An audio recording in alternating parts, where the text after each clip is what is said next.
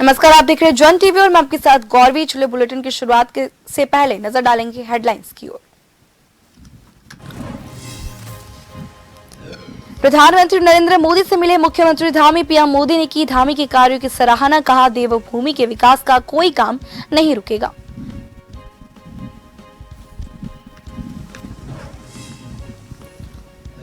चुनावों को लेकर भाजपा की तैयारियां तेज। देहरादून में 2 दिनों तक हुई मैराथन बैठक के सौरभ बहुगुणा बने बागेश्वर उपचुनाव प्रभारी।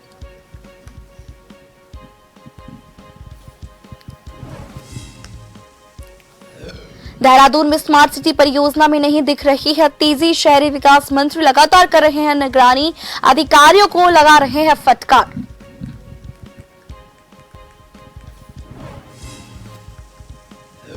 डोईवाला में पुलिस और एसओजी को मिली सफलता। चोरी की वारदात का किया खुलासा, माल और नकदी सहित चोरों को किया गिरफ्तार।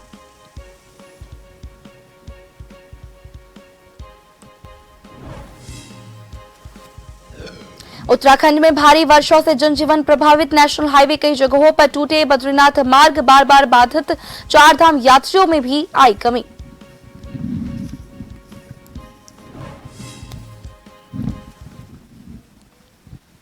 अब खबरें विस्तार से। मुख्यमंत्री पुष्कर सिंह धामी ने नई दिल्ली में प्रधानमंत्री नरेंद्र मोदी से शिष्टाचार भेंट की। उत्तराखंड के विकास में मार्गदर्शन और सहयोग के लिए आभार व्यक्त किया। मुख्यमंत्री ने प्रधानमंत्री को स्थानीय रेशे की शॉल, बेडू के उत्पाद और नंदा देवी राजजात के परंपरागत वाद्य यंत्रों की भेंट की। मुख्यमंत्री ने ऑल वेदर रोड 4 धाम सड़क परियोजना को लेकर प्रधानमंत्री का आभार व्यक्त किया। मुख्यमंत्री ने अवशेष कार्यों की स्वीकृति दिलाए जाने का प्रधानमंत्री से अनुरोध किया। मुख्यमंत्री ने प्रधानमंत्री से प्रदेश की विभिन्न विकास योजनाओं के साथ सड़कों और परिवहन के संबंध में भी चर्चा की। प्रधानमंत्री को आपदा की स्थिति की भी जानकारी दी। प्रधानमंत्री को मानसून की स्थिति और आपदा की स्थिति से भी अवगत करवाया गया।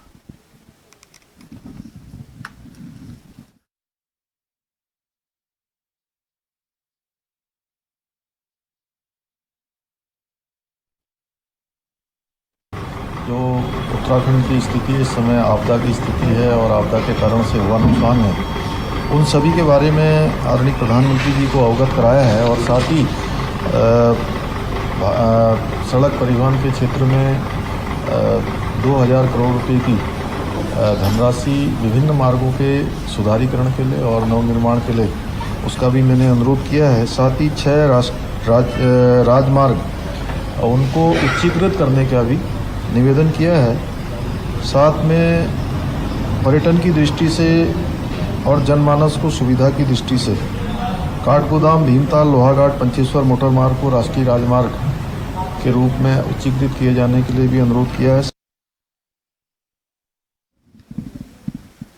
लोकसभा चुनाव को जीतने के लिए बीजेपी ने देहरादून में 2 दिनों तक मैराथन बैठकें की। बीजेपी राष्ट्रीय महामंत्री संगठन बीएल संतोष की अध्यक्षता में बैठकें आयोजित हुई। बता दें, बैठक में आगामी कार्यक्रमों की रूपरेखा तैयार की गई। बैठक समापन के बाद बीजेपी प्रदेश अध्यक्ष महेंद्र भट्ट ने बताया कि सोमवार को बीजेपी के विभिन्न मोर्चों की बैठक हुई, जिसमें पार्टी के विभिन्न कार्यक्रमों को बूथ स्तर तक पहुंचाने पर चर्चा की गई। उन्होंने बताया कि पार्टी जल्द ही सोशल मीडिया और आईटी सेल के कार्यकर्ताओं को जिला और मंडल स्तर पर प्रशिक्षण देगी। साथ ही बूथ स्तर तक भी अधिक से अधिक लोगों को पार्टियों से जोड़ना और कांग्रेस मुक्त भारत की दिशा में आगे बढ़ने का संकल्प लिया गया है।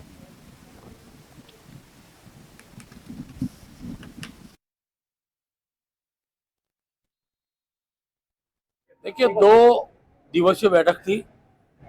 कल हमारी यहाँ पदाधिकारियों की बैठक हुई। आगामी दिनों कार्यक्रम तय किए। आज उन कार्यक्रमों को नीचे स्तर तक पहुंचाने के लिए मोर्चों की महत्वपूर्ण भूमिका होती है।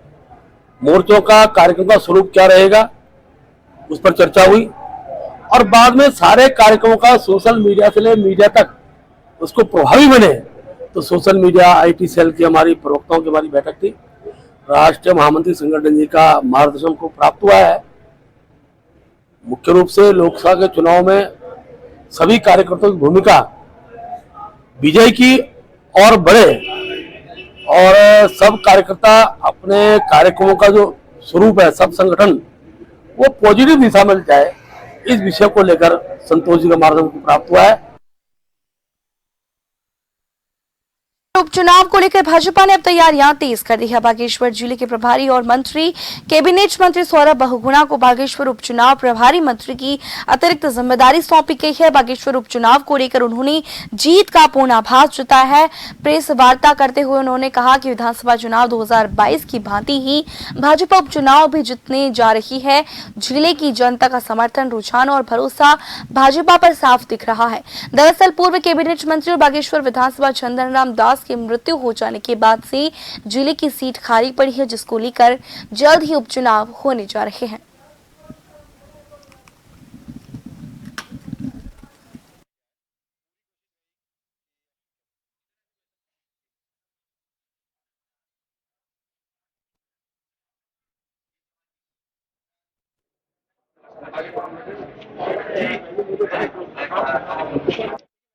बागेश्वर का प्रभारी मंत्री हूं और धन्यवाद करता हूं अपने प्रदेश नेतृत्व का कि मुझे उपचुनाव का भी प्रभारी बनाया गया है और संगठन से राजन बागेश्वर का प्रभारी मंत्री हूं और धन्यवाद करता हूं अपने प्रदेश नेतृत्व का कि मुझे उपचुनाव का भी प्रभारी बनाया गया है और संगठन से राजेंद्र सिंह बिजली को बनाया गया है। पूरी कोशिश रहेगी कि जितने वोट से स्वर्गीय चंदन रामदास जी पिछली बार जीते थे 22 के चुनाव में, उसको हम बेटर करके, ये सीट तो देखिए बीजेपी पक्का जीत रही है। मैं वहां पर लगातार जाता रहता हूं, लोगों से मिलता रहता हूं। बहुत अच्छा एक माहौल है इस वक्त उपचुनाव को लेकर भारतीय जनता पार्टी के पक्ष में और मुझे पूर्ण उम्मीद है कि भारतीय जनता पार्टी सीट जीतेगी और बहुत अच्छे मार्जिन से जीतेगी। डोईवाला में हुई चोरी का पुलिस ने 24 घंटे के भीतर खुलासा कर दिया और चोरी हुआ माल भी बरामद कर लिया।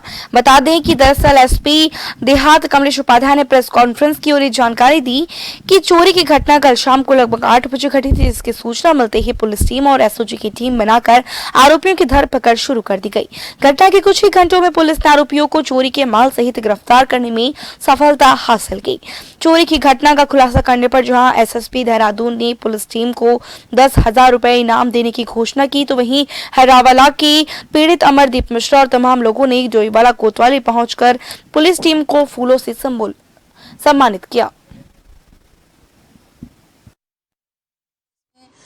टीम बनाई गई थी सीओ डोईवाला के नेतृत्व में और इंस्पेक्टर डोईवाला के उसमें, और साथ में इसमें एसओजी भी काम कर रही थी और इसमें हमें कल सफलता मिली है, जिसमें हमने इनमें 2 अभियुक्तों को गिरफ्तार किया है। बेसिकली ये दोनों अभियुक्त जो हैं वो हरिद्वार के रहने वाले हैं। एक का नाम शमीम है और एक का नाम मुकर्रम है। और इसमें एक जो इन्होंने ज्वेलरी का जो चोरी की हुई जो ज्वेलरी थी वो एक ज्वेलर्स को बेच दी थी, उसका नाम इबादत है, उसको भी हमने इसमें अरेस्ट किया है। तो इसमें हमने करीबन 4.5 लाख रुपया कैश और करीबन 4 लाख रुपए की ज्वेलरी को बरामद किया है। पुलिस के लिए मैं एक ही शब्द कहूँगा, मेरे पास शब्द नहीं है। वैसे मैं एक जो लोगों ने पुलिस के प्रति जो गलत धारणाएं और गलत छवि बना रखी है, मैं चाहूँगा, सभी से अपील करूँगा कि वो धारणाओं को तोड़े। इतने कम समय में सर की टीम ने, त्यागी सर की स्पेशल टीम ने, शाह सर ने, सारी टीम ने मेहनत की, रात दिन एक किया। मैं सभी का दिल से आभारी हूँ। मेरे से जो बनेगा और आजीवन में पुलिस का जो ये लोगों के मन में मानसिकताएं गलत हैं उसको सुधारने की कोशिश करूँगा। मेरी पूरी ब्राह्मण महासभा की टीम इस प्रयास में जुटी रहेगी आजीवन। डोईवाला में डेंगू की लड़ाई से लड़ने के लिए team warriors next evolution of world और टीम एवोल्यूशन में रक्तदान शिविर का आयोजन किया गया, जिसमें बता दें कि 100 यूनिट रक्तदान करने के बाद युवाओं ने पेड़ लगाकर पर्यावरण संरक्षण का भी संकल्प लिया। देहरादून के बालावाला में डेंगू और मलेरिया की लड़ाई से लड़ने के लिए टीम वॉरियर्स नियुक्त संस्था और टीम एवोल्यूशन के द्वारा रक्तदान शिविर का आयोजन किया गया, जिसमें 100 से ज्यादा की संख्या में रक्तदाताओं ने रक्तदान किया।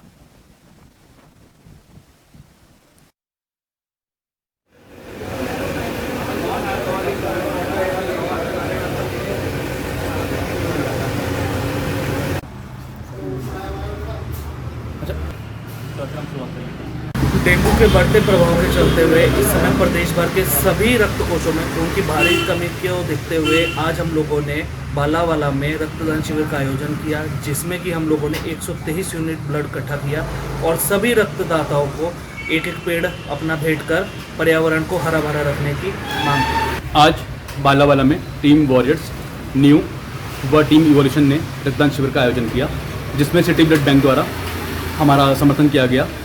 रक्तदाताओं को हमने पेड़ बांटे, वह हम धन्यवाद करना चाहेंगे जितने भी डोनर्स हमारे आज मौजूद रहे। साथ ही हम धन्यवाद करना चाहेंगे एम्बुलेंस एसोसिएशन का भी, जिन्होंने हमको आज एक एम्बुलेंस प्रदान करी, जिससे हम काफ़ी सारे डोनर्स को, जो दूर दराज के डोनर्स हैं हमारे, उनको हम लेकर के आ सके। और हम चाहेंगे कि डेंगू जिस प्रकार फैल रहा है उस तरह बाकी लोग भी आगे आएँ और रक्तदान करें, ताकि डेंगू से हम लड़ सकें।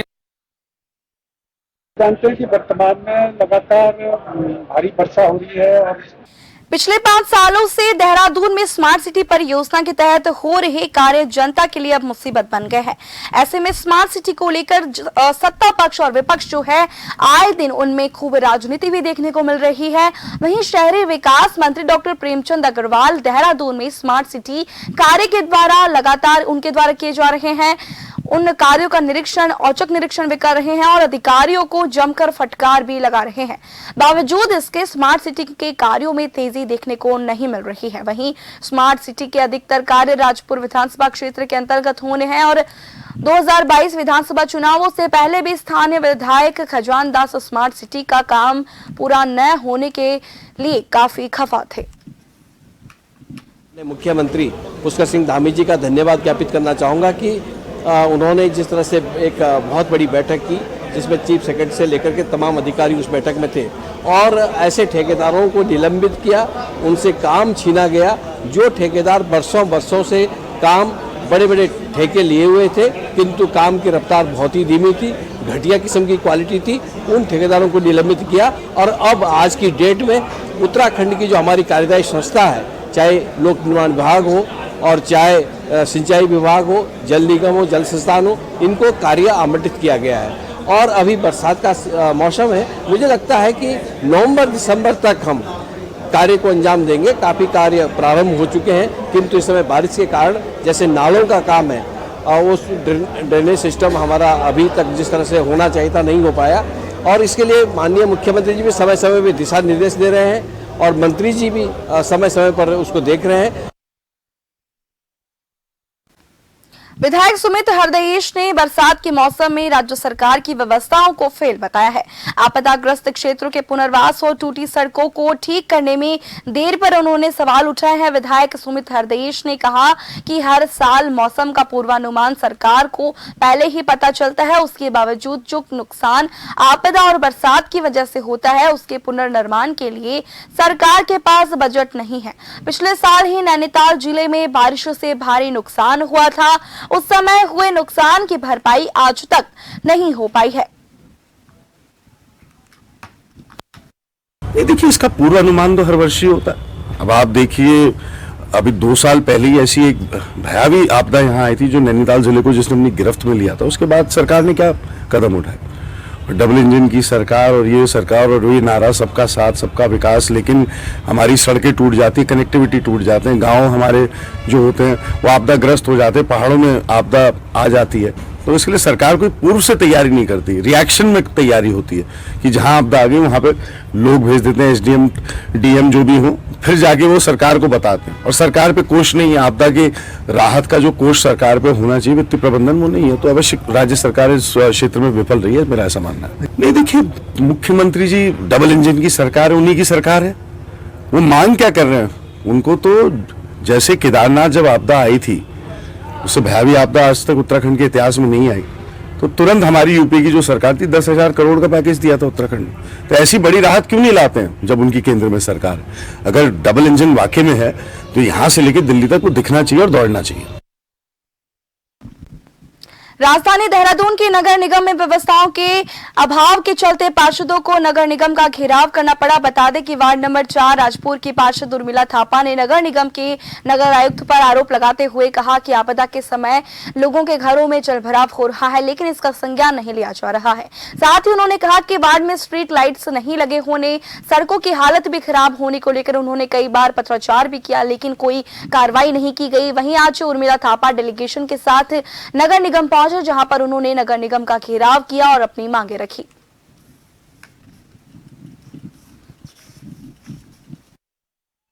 हम 12 से 13 पार्षद हैं और स्थानीय लोग भी हैं, और हमने ये जो है नाले खाले जो बंद कर दिए जा रहे हैं उसके ऊपर है। और जो लाइटें, स्ट्रीट लाइटें, हमें 4.5 साल से आश्वासन दिया जा रहा था, अब नई लाइटें लगेंगी, अब नई लाइटें लगेंगी। हम भी जनता को आश्वासन देते देते थक गए हैं। साईं मंदिर के सामने एक दुकान नगर निगम की है। नगर निगम ने उसको इतना अपराधी प्रवृत्ति के लोगों को किराए में दिया हुआ है। नगर निगम के पूर्व मेयर गौरव गोयल ने अपना देने जा रहे जिम्मेदार और विधायक प्रदीप बन्ना पार्षदों और नगर निगम के तत्कालीन MNA और SNA को जिम्मेदार ठहराया। उन्होंने रुड़की विधायक पर आरोप लगाते हुए कहा कि उनका नगर निगम में लगातार दखलंदाजी से वो किसी भी विकास कार्यों को नहीं कर पा रहे थे। साथ ही पार्षदों का हर बैठक में हंगामा से वे परेशान हो गए थे। वहीं नगर निगम भ्रष्टाचार की फेंट चढ़ता जा रहा है, इसलिए मजबूरन मुझे अपने पद से इस्तीफा देना पड़ा। उन्होंने कहा कि बीजेपी के नेता भी नगर निगम में अपना हस्तक्षेप कर रहे थे और मेरी छवि भी धूमिल करने की कई बार कोशिश की। साथ ही में मुझ पर कई झूठे आरोप और मुकदमे भी लगवा दिए गए। पूर्व मेयर गौरव गोयल ने कहा कि अब फिलहाल राजनीति से दूर रहूंगा, लेकिन समाज की सेवा करता रहूंगा। बहुत बड़ा षड्यंत्र मेरे खिलाफ रचा जा रहा था नुपुर वर्मा और प्रदीप बत्रा द्वारा, और निश्चित रूप से बहुत सारे पार्षद जिसमें शामिल थे। तो मैंने अपनी नैतिक जिम्मेदारी समझी कि उन लोगों को अगर ऐसा लग रहा था कि मैं ही विकास में बाधा हूं तो त्यागपत्र देना। अब रुड़की का विकास देखेंगे, पार्षद और विधायक मिलकर किस तरह करते हैं, लेकिन इस गंदी राजनीति से हिस्सा मुझे बनाया गया। देहरादून नगर निगम लगभग 10 करोड़ रुपए के बजट के साथ ही शहर के राजपुर और रेस कोर्स क्षेत्रों में 2.5 किलोमीटर के 2 साइकिल ट्रैक विकसित करने पर काम कर रहा है। दरअसल मेयर सुनील उनियाल गामा ने बताया कि दोनों स्थानों का चयन सार्वजनिक सुविधा को ध्यान में रखते हुए किया गया है। रेस कोर्स में लोगों ने अपने घरों के आगे फुलवारी बना ली है। वहां मौके पर जाकर लोगों से अपील की जा रही है और पहले उससे फुलवारी को हटाया जाएगा। उन्होंने कहा कि साइकिल ट्रैक की मांग जो है पुरानी है, इसके लिए स्थानीय विधायक के साथ ही चर्चा की गई है और जल्द ही इस पर काम शुरू कर दिया जाएगा। देखिए, अभी जो है रेस कोर्स में और जो हमारा राजपुर रोड पे बनना है साइकिल का ट्रैक, अभी रेस कोर्स जो हमारी वेलफेयर सोसाइटी है उनके साथ वार्ता करनी है। ये अभी विधायक जी भी आए थे, हमने उस पर बात करी है। नगर आयुक्त जी, हम और PWD एक संयुक्त उसमें निरीक्षण करेंगे, क्योंकि अधिकतर लोगों ने जो है रेस कोर्स में घर के आगे जो है वहाँ फुलवारियाँ बना रखी है, तो उनसे बात करके वो फुलवारियाँ पहले हटानी है सारी की सारी, उसके बाद उसमें साइकिल का ट्रैक बनेगा। चुनाव नजदीक आते ही जहां सभी राजनीतिक दल जो है अपनी तैयारियों में जुटे हुए नजर आ रहे हैं, जहां भाजपा लगातार बूथ स्तर पर बैठकों का आयोजन करके कार्यकर्ताओं को अलग लोकसभा चुनाव को जीतने के लिए खर्चा कर रही है, वहीं मुख्य विपक्षी दल कांग्रेस का अभी तक कोई खास विजन सामने नहीं आया है। हालांकि कांग्रेस के वरिष्ठ नेता सूरवीर सिंह सजवान ने बयान देकर लोकसभा चुनाव की बात से मुद्दे कहीं ना कहीं भटकाने का काम किया। उनका कहना है कि फिलहाल उनकी ओर से कोई भी रणनीति वे दुश्मन तक नहीं पहुंचाना चाहते और उन्हें सचेत नहीं करना चाहते हैं। कांग्रेस पार्टी की रणनीति अभी तभी निकलकर सामने आएगी जब वो चुनाव के मैदान में खड़ी होगी। देखिए, कांग्रेस पहले घोषणा नहीं करती है। हम दुश्मन को सजग नहीं करना चाहते। हमारा तो धरती पर जहां हमारा कार्यकर्ता हमसे उस क्षेत्र के बारे में कहेगा, हम उसके आधार पर उस समय दावा करेंगे जब चुनाव के मैदान में हम उतरेंगे। अब इससे कहना ये उचित नहीं है। हम उनकी तरह उतावले नहीं है और मैंने कहा अहंकार भी नहीं है। उत्तराखंड में मंदिरों के जीर्णोद्धार का काम पिछले लंबे समय से चल रहा है और इसके लिए पूरी रूपरेखा भी तैयार की जाती रही है। वहीं अब उखी मठ स्थित ओमकारेश्वर मंदिर के जीर्णोद्धार का काम शुरू हो गया है। श्री बद्री केदार मंदिर समिति के अध्यक्ष अजिंदर अजय ने बताया कि इस काम को 3 फेज में किया जा रहा है। साथ ही मंदिर को वेडिंग डेस्टिनेशन प्लेस के तौर पर भी विकसित किया जाएगा। बद्री केदार मंदिर समिति के अध्यक्ष अजिंदर अजय ने मंदिर में होने वाले कामों के बारे में जानकारी देते हुए बताया कि भंडार गृह से लेकर शीतकालीन यात्रा के तौर पर क्षेत्र को विकसित करने का काम किया जाएगा। स्थानीय जनता द्वारा जो तीर्थ पुरोहित समाज है उनके द्वारा कई दशकों से उसके पुनर्निर्माण की जीर्णोद्धार की मांग की जाती रही है। गत वर्ष हमने इस परियोजना पर कार्य शुरू किया था, इसकी DPR इत्यादि तैयार कराई और उसके मंदिर परिसर के सौंदर्यीकरण, उसके विस्तारीकरण और जीर्णोद्धार के लिए हमने उसमें विस्तृत कार्य योजना तैयार की है। और प्रथम चरण के जो हमारी जो कार्य योजना है उसका प्रारंभ हो चुका है और उस पर लगभग 5 करोड़ रुपए की लागत आएगी। टिहरी में फूल सिंह बिष्ट राजकीय महाविद्यालय में प्रतापनगर विधायक विक्रम सिंह नेगी और बतौर मुख्य अतिथि आए, जहां उन्होंने कहा कि अगले सत्र में लमगांव डिग्री कॉलेज में बीएड क्लासेस शुरू हो जाएंगी। बीजेपी पर तंज कसते हुए उन्होंने कहा कि ये बीएड कॉलेज विक्रम सिंह नेगी के आने का इंतजार कर रहा था और अब जब हम दोबारा विधायक बनकर आए तो हमने इसका पैसा रिलीज करवा दिया है। 3 से 4 माह में बीएड कॉलेज की बिल्डिंग बनकर तैयार हो जाएगी और अगले सत्र में संभवतः छात्र छात्राओं को भी इसका लाभ मिलेगा और क्लासेस शुरू कर दी जाएंगी, जिससे प्रतापनगर क्षेत्र के छात्र छात्राओं को अब बीएड करने के लिए बाहर नहीं जाना पड़ेगा। बीएड के इच्छुक छात्र छात्राओं को राजकीय महाविद्यालय लंबगांव में ही बीएड की शिक्षा प्राप्त होगी। ये सेल्फ फाइनेंस में है और सेल्फ फाइनेंस मोड में, क्योंकि सरकार ने केवल आदेश देना है और इसकी चूंकि कुछ फॉर्मेलिटी है वो विद्यालय प्रशासन पूरा करेगा, लेकिन भवन की थोड़ी इंतजारी करनी पड़ रही है। उम्मीद है कि ये 2-4 महीने में भवन तैयार हो जाएगा, उसके बाद इस पर कार्रवाई शुरू कर दी जाएगी। जो अगला सत्र शुरू होगा क्या इसमें एडमिशन पाएंगे बच्चों को? हाँ, उम्मीद है कि अगले सत्र में हम कक्षाएं शुरू कर दें। जिस तरीके से आप देख रहे हैं कि शिक्षा में आमूल परिवर्तन हो रहे हैं और बहुत पॉजिटिव वे में पूरी देश और प्रदेश की शिक्षा जा रही है, तो हमें लगता है कि जल्दी ही शीघ्र यहाँ जो दूरस्थ क्षेत्र के बच्चे उन्हें भी लाभ मिलेगा और ये एक प्रतिबद्धता है संस्थान की, एक प्रभारी प्राचार्य के रूप में भी प्रतिबद्धता है कि प्रत्येक बच्चे को बेहतर शिक्षा मिले और बीएड एक बेहतर विकल्प है। उत्तर प्रदेश सरकार के कैबिनेट मंत्री स्वतंत्र देव के मुजफ्फरनगर के शुक्रताल में अब से कुछ दिन पहले दिए गए बयान को लेकर सेवा दल के कार्यकर्ताओं में भारी रोष व्याप्त है, जिसके चलते उन्होंने चंद्रशेखर चौक पर कैबिनेट मंत्री स्वतंत्र देव का पुतला दहन कर जोरदार प्रदर्शन किया। वहीं सेवा दल के कार्यकर्ताओं ने कहा कि कैबिनेट मंत्री का बयान देश की महिलाओं को अपमानित करने वाला बयान है, जिसमें उन्होंने कहा कि 2014 से पहले भारत में त्यागी कश्यप सैनी समाज की महिलाओं का कोई भी रेप कर दिया करता था। उन्होंने कहा कि योगी सरकार के मंत्री के इस बयान से सर्व समाज के लोग बहुत आहत हैं।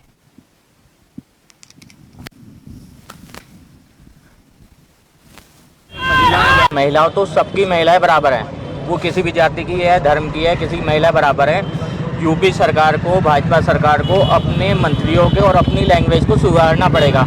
अगर यही हालात रहे तो ये महिलाएं एक दिन सड़क पे आएगी और उनके पुतले, अब तो पुतला फूका है, मुंह भी काला करने का काम करेगी उनका। देखिए बहुत गुस्सा है यहाँ सब समाज का, ये नहीं है समाज, ये सनी से सब समाज की महिलाएं सब में आक्रोश है। दिन पे दिन भाजपा के प्रति क्या उनके मंत्री हो चाहे उनकी जनता हो, हम महिलाओं के साथ वे बलात्कार का मामला कर रहे हैं, उनके आक्रोश से हमने आज तक उनका समझ तो जो उनके कैबिनेट मंत्री है उनका पुतला दहन किया है और आज इतनी तादाद में अगर उनको बर्खास्त नहीं किया गया योगी जी ने तो उससे ज्यादा ये उत्तराखंड में और महिला सड़कों पर आएंगी अगर हमारा मान सम्मान की उन्होंने न्याय नहीं दिया।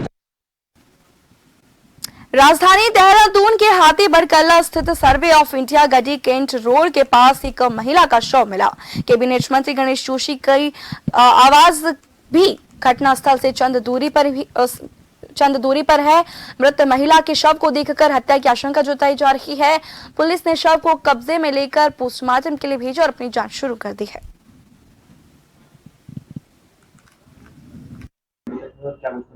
देखिए आज सुबह सूचना मिली थी थाना कोतवाली क्षेत्र अंतर्गत कालिदास रोड के पास सर्वे गेट के सामने एक महिला की डेड बॉडी मिलने की सूचना प्राप्त हुई थी। इस पे जो है हमारी थाना कोतवाली की पुलिस मौके पे गई है और बॉडी को कब्जे में लेकर के पंचायतनामा पोस्टमार्टम की कार्रवाई की जा रही है। इसके अतिरिक्त महिला की आइडेंटिफिकेशन के लिए भी प्रयास किए जा रहे हैं।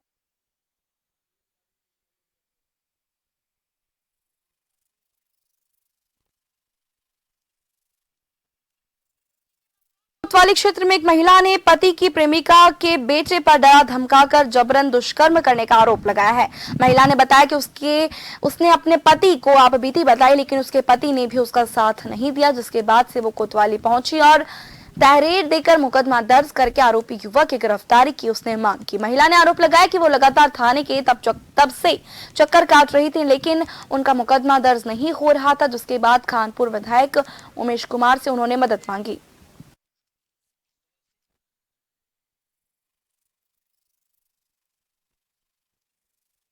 शादी करने के बाद पहली तारीख की शादी थी, 18 तारीख में वो अपने हमारे ससुराल उसमें लेकर खेड़े जट में